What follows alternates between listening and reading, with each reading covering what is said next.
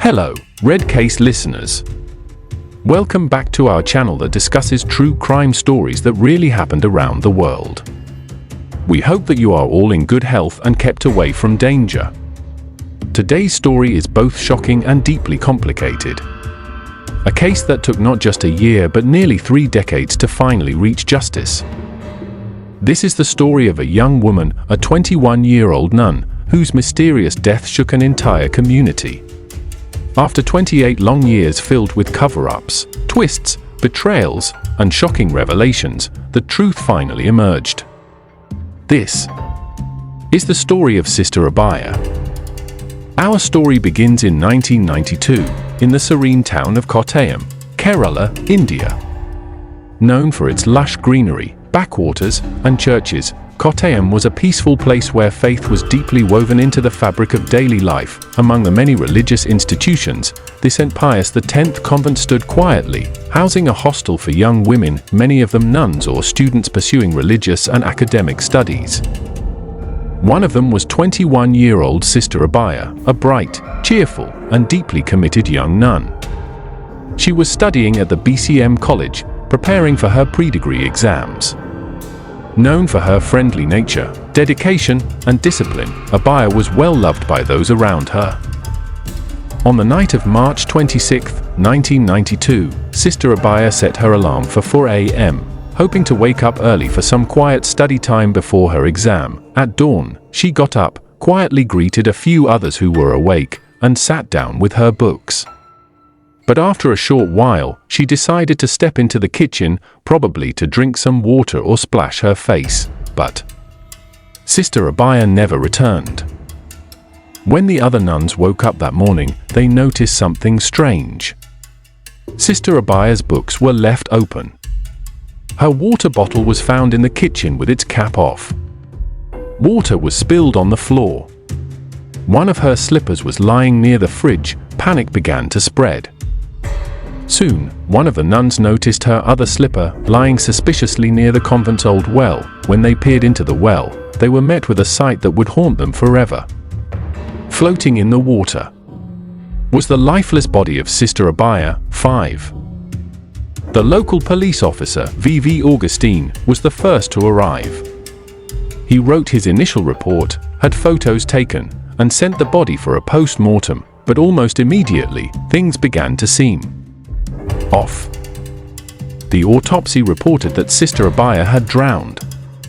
There were cuts and bruises on her body, and even a clear head injury, yet somehow the death was still recorded as a suicide with the possibility of accidental fall. A nun, who set an alarm to wake up early, suddenly decided to end her life. Many refused to believe it. Locals and activists began raising questions. Why was the crime scene cleaned up so quickly? Why was her diary destroyed? Why were her clothes burned before proper forensic checks? An activist named Joman Pathenpurakal formed an action committee demanding justice. Under pressure, the case was handed over to the crime branch.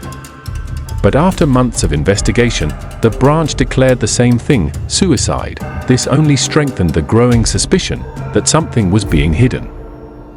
In 1993, the case was transferred to the Central Bureau of Investigation, CBI. Hopes were high, but by 1994, things took a bizarre turn. A CBI officer, Verghese P. Thomas, shockingly resigned from his post nearly 9 years before retirement. In his press conference, he confessed, "I am being pressured to close this case as suicide. I cannot betray my conscience." His resignation sent shockwaves across the nation. Who was powerful enough to pressure the CBI? For the next several years, the investigation limped on. Multiple dummy experiments were done. A doll the same size as Sister Abhaya was dropped into the well in different ways to simulate a fall, an accident, or being thrown. The results inconclusive. By 1996, the CBI admitted that it was indeed murder, but they had no suspects. Again, the court rejected the findings. Another team was assigned. Then another. And another, each time the same conclusion: murder, but no killer. In 2007, after 15 years of frustration, the case took an unbelievable turn. A petty thief, Adaka Raju, came forward. Raju confessed that on the night of March 26, 1992, he had entered the convent to steal copper wires from the lightning rods. But what he saw there would haunt him for life. Hidden in the shadows, Raju saw Father Thomas Kotoa, Father Jose Puthrakayil, and Sister Sefi inside the convent kitchen at midnight. What were two priests and a nun doing inside the women's convent in the dead of night? According to Raju, Sister Abhaya had come to the kitchen for water. There, she accidentally witnessed the three in a compromising situation. Panicked at being caught, Sister Sefi grabbed an axe and struck Abhaya on the head. The priests then joined her, dragging Abhaya's unconscious or dying body to the well, dumping her in, and leaving the scene. The head injury in the autopsy matched this version of events. Instead of arresting the guilty, the police first arrested Raju, accusing him of the murder. For 58 days, he was reportedly tortured, offered bribes, and threatened with false charges, all to make him confess, but Raju refused. This thief, a man society had dismissed, stood stronger than anyone expected. His refusal forced investigators to focus on the actual suspects. To confirm Raju's claims, the CBI conducted narco analysis tests on the suspects. Shockingly, the test results, recorded on CDS, were found to have been tampered with over 70 times.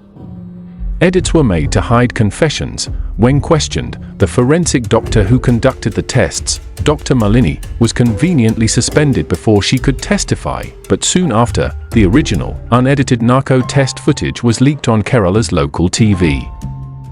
The tapes were damning. In the recordings, the suspects confessed how Sister Abhaya had caught them in an inappropriate act.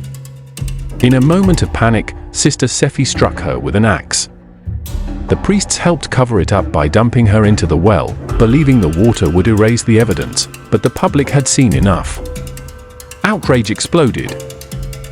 After decades of trials, delays, cover-ups, and battles, justice finally came. On December 22, 2020, the court convicted Father Thomas Kotoa and Sister Sefi for the murder of Sister Abhaya. They were both sentenced to life in prison, along with a fine of 500,000 rupees each. Father Jose was acquitted. The verdict came 28 years after Abhaya's death. A petty thief's truth, combined with relentless media, public pressure, and honest officers, finally brought the truth to light. And that, dear listeners, is the chilling story of the Abhaya sisters' case, a case filled with betrayal, faith, silence, and ultimately justice. Let us know your thoughts about this case in the comments below. If you appreciate our work, please support us by subscribing to Red Case and help us reach 1,000 subscribers.